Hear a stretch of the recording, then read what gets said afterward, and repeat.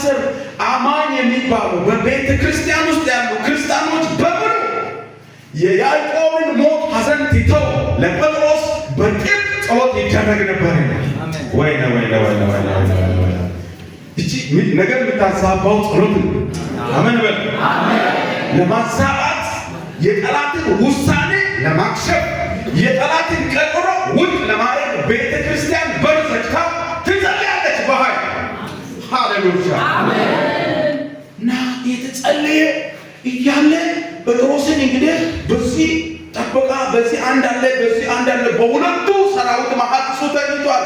ሁለቱ ደግሞ ወንድሜቱን ይጠብቃል እና ይጠብቃል። በዛ ውስጥ ጴጥሮስ እንቅልፍ ወስዶታል። ወይኔ ክብር ለኢየሱስ ይሁን። ጴጥሮስ ጭልጥ ብሎ ተኝቷል። ምን አገባው እሱ?